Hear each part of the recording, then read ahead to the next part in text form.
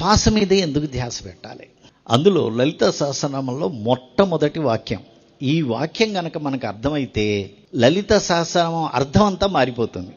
అందులో మొదటి వాక్యం శ్రీమాత శ్రీ మహారాజ్ఞి శ్రీమత్సింహాసనేశ్వరి అని ఒక మాట ఉన్నది. శ్రీమాత శ్రీమత్సింహాసనేశ్వరి. శ్రీమాత అద్భుతమైనటువంటి, శ్రీ అంటే మహత్తని, గొప్పదైన అని అర్థం. అమ్మా నువ్వు అందరికీ కూడా తల్లివమ్మా అన్నారు. శ్రీ మహారాజ్ఞి, ఆవిడ తల్లే కాదు మనందరినీ పరిపాలించేటువంటిది. ఇంత మటుకు బానే ఉంది. శ్రీమత్ సింహాసనేశ్వరి, శ్రీమత్ గొప్పదైన, సింహాసనేశ్వరి సింహాసనం మీద కూర్చున్నది అని అర్థం చెప్తారు. అంటే రాజులు కూర్చునేటువంటి ఆసనం ఉంటుంది కదా సింహాసనం, దాని మీద కూర్చున్నటువంటిది. ఇక్కడ సింహాసనేశ్వరి అన్న మాటను విడగొట్టుకుంటే సింహ ఆసనం మీద కూర్చుంది. సింహాన్ని ఆసనంగా చేసి కూర్చున్నటువంటిది అంటే సింహం మీద కూర్చున్నటువంటి తల్లి. అంతేనా? అమ్మవారు ఎక్కడ కూర్చుని ఉంటుంది?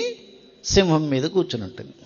మనందరం కూడా అమ్మ సింహాసనేశ్వరి అంటూ పిలిచాం, శ్రీమత్ సింహాసనేశ్వరి అని మనం పిలిచాం కదా అని ఆవిడొచ్చి మన ఇంటికి వచ్చి తలుపు కొట్టింది అనుకోండి.